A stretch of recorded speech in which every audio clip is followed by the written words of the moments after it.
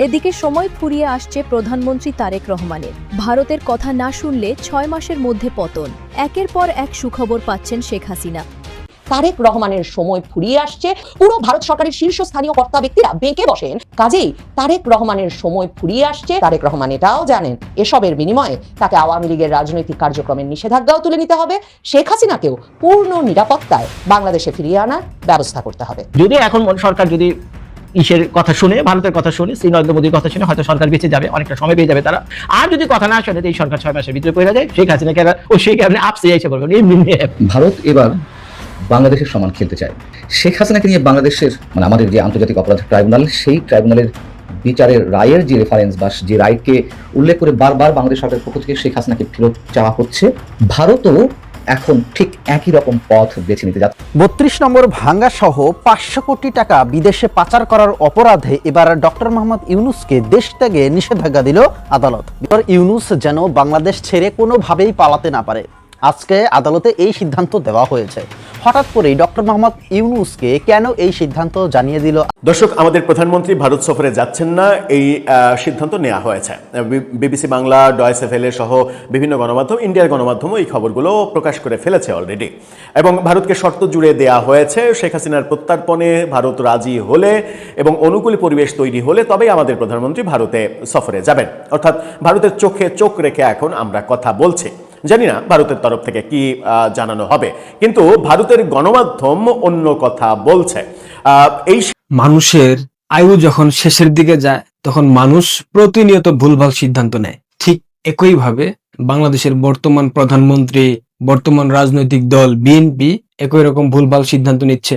অবৈধ প্রধানমন্ত্রী তারেকের এবার রস বের হয়ে যাবে। লিখে রাখতে পারেন, প্রধানমন্ত্রী তারেক রহমানের রস এবার বের হয়ে যাবে। বাংলাদেশের পররাষ্ট্র মন্ত্রণালয়ের মুখপাত্র AKM শহীদুল করিম একটা প্রেস কনফারেন্স করেছে পররাষ্ট্র মন্ত্রণালয়। সেখানে বলেছে তারেক রহমানের দিল্লি সফরের সম্ভাবনা আপাতত বাংলাদেশের খবর বলছে 22 তারিখ নাগাদ তিনি ভারতে আসতে পারেন। তার জন্য হোটেল সব দেখা হচ্ছে। কিন্তু গতকালকে এই পরশুদিনকে আমাদের শুক্রবার সাপ্তাহিক ব্রিফিং এ রণধীর জয়সওয়াল পরিষ্কার জানালেন যে তারেক রহমানের ভারত সফরের ব্যাপারে এখনো ভারত সরকার কিছু জানে না। এখন দেখুন, উনি আসছেন কার সঙ্গে দেখা করতে? মোদিজির সঙ্গে দেখা করতে।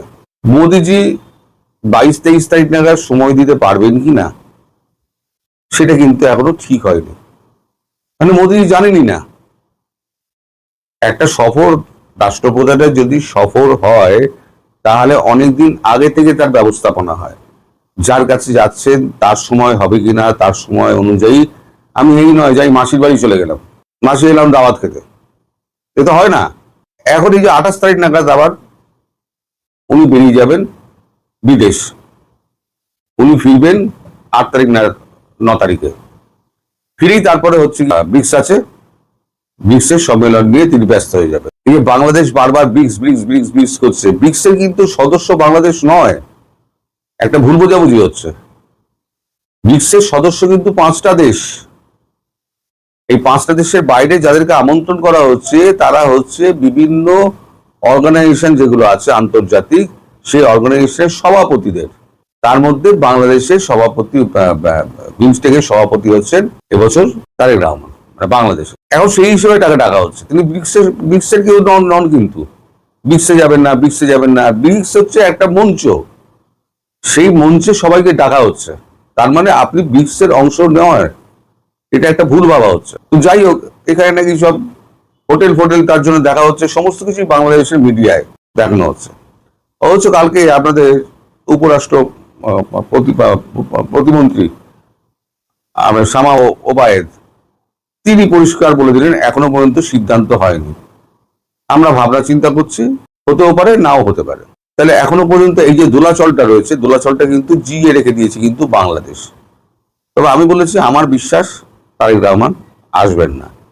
এলি যে প্রশ্নের সম্মুখীন হবে সেই প্রশ্নগুলো তার পক্ষে খুব অস্বস্তিকর। আর এখানে এলে পরে আপনাকে যে চেপে ধরবে সেটা হচ্ছে মার্কিন যুক্তরাষ্ট্র। দর্শক, আমাদের প্রধানমন্ত্রী ভারত সফরে যাচ্ছেন না, এই সিদ্ধান্ত নেওয়া হয়েছে। বিবিসি বাংলা, ডয়েস এফএলএ সহ বিভিন্ন গণমাধ্যম, ইন্ডিয়ার গণমাধ্যম এই খবরগুলো প্রকাশ করে ফেলেছে অলরেডি। এবং ভারতকে শর্ত জুড়ে দেওয়া হয়েছে, শেখ হাসিনার প্রত্যর্পণে ভারত রাজি হলে এবং অনুকূল পরিবেশ তৈরি হলে তবেই আমাদের প্রধানমন্ত্রী ভারতে সফরে যাবেন। অর্থাৎ ভারতের চোখে চোখ রেখে এখন আমরা কথা বলছি। জানি না ভারতের তরফ থেকে কি জানানো হবে, কিন্তু ভারতের গণমাধ্যম অন্য কথা বলছে।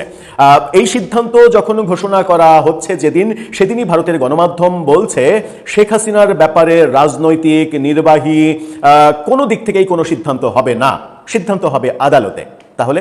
তাহলে কি আমরা এই যে প্রত্যর্পণের ব্যাপারটা ভারতকে শর্ত আকারে দিচ্ছি, সেটা বুমেরাং হয়ে যাবে? কি বলছে ভারতীয় গণমাধ্যম? শেখ হাসিনাকে নিয়ে শেখ হাসিনাকে প্রধান ইস্যু করে আমরা যদি ভারত সফর থেকে বিরত থাকি, সেটা কি আমাদের জন্য শুভ কিছু বয়ে আনার বার্তা? এটা শেখ হাসিনা ইস্যু কি তাহলে একেবারে পুরোপুরি ঝুলে গেল না? চলুন একটু বুঝে ওঠার চেষ্টা করি যে আদালত কিভাবে শেখ হাসিনার ইস্যুর সমাধান করবে। বলছে শেখ হাসিনা ইস্যুর সমাধান হবে এখন ভারতীয় আদালতে, এবং ভারতীয় আদালতের সমাধানের কথা যখন বলা হচ্ছে তখন প্রত্যর্পণ চুক্তির এপিট ওপিট যদি আপনি ভালো করে পড়েন, তাহলে এটা নিশ্চিত যে ভারত আর কোনো কালেই শেখ হাসিনাকে বাংলাদেশে ফেরত দেবে না। এবং আদালতে সেরকম সিদ্ধান্তই হবে বলে মোটা দাগে নিশ্চিত করা যায়, কারণ প্রত্যর্পণ চুক্তিতে বহু শর্ত রয়েছে, যে শর্তে ভারতের বলার স্কোপ রয়েছে যে তাকে ফেরত দেব না। নাম্বার 1 পয়েন্ট কোনটা জানেন? নাম্বার 1 পয়েন্ট হচ্ছে ভারত বাংলাদেশের যে আন্তর্জাতিক অপরাধ ট্রাইব্যুনাল আইসিটিতে শেখ হাসিনার বিচার করা হচ্ছে, সেই